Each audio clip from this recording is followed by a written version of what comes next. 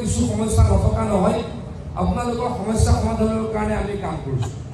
কেইদিনমানৰ আগলৈকে আপোনালোকৰ যদি কোনোবা ৰিটায়াৰমেণ্টত গৈছিলে কোনো চৰকাৰী টকা পোৱাৰ ব্যৱস্থা নাছিলে, হয়নে নহয় কওক?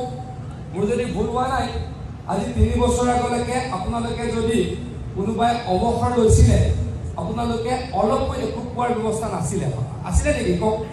কিন্তু আজি আপোনালোক এগৰাকী কৰ্মীক কিমান টকা দিয়ে ৰিটায়াৰ হ'লে? 4 লাখ টকা দিয়ে। আৰু এগৰাকী সহায়িকাক কিমান টকা দিয়ে আমাৰ চৰকাৰে? 2 লাখ টকা দিয়ে। এই কামটো মই আকৌ কৈছো, যদি মোৰ ভুল হোৱা নাই, এই কামটো কোনে কৰিছে?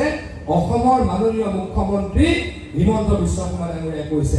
কিছু সমস্যা নথকা নহয় আপোনালোকৰ সমস্যা সমাধানৰ কাৰণে আমি কাম কৰিছো। কেইদিনমানৰ আগলৈকে আপোনালোকৰ যদি কোনোবা ৰিটায়াৰমেণ্টত গৈছিলে কোনো চৰকাৰী টকা পোৱাৰ ব্যৱস্থা নাছিলে, হয়নে নহয় কওক? মোৰ যদি ভুল হোৱা নাই, আজি 3 বছৰ আগলৈকে আপোনালোকে যদি কোনোবাই অৱসৰ লৈছিলে আপোনালোকে অলপকৈ একো পোৱাৰ ব্যৱস্থা নাছিলে, আছিলে নেকি কওক? কিন্তু আজি আপোনালোক এগৰাকী কৰ্মীক কিমান টকা দিয়ে ৰিটায়াৰ হ'লে? 4 লাখ টকা দিয়ে। আৰু এগৰাকী সহায়িকাক কিমান টকা দিয়ে আমাৰ চৰকাৰে? 2 লাখ টকা দিয়ে। এই কামটো মই আকৌ কৈছো, যদি মোৰ ভুল হোৱা নাই, এই কামটো কোনে কৰিছে? অসমৰ মাননীয় মুখ্যমন্ত্ৰী হিমন্ত বিশ্ব শৰ্মা ডাঙৰীয়াই কৰিছে।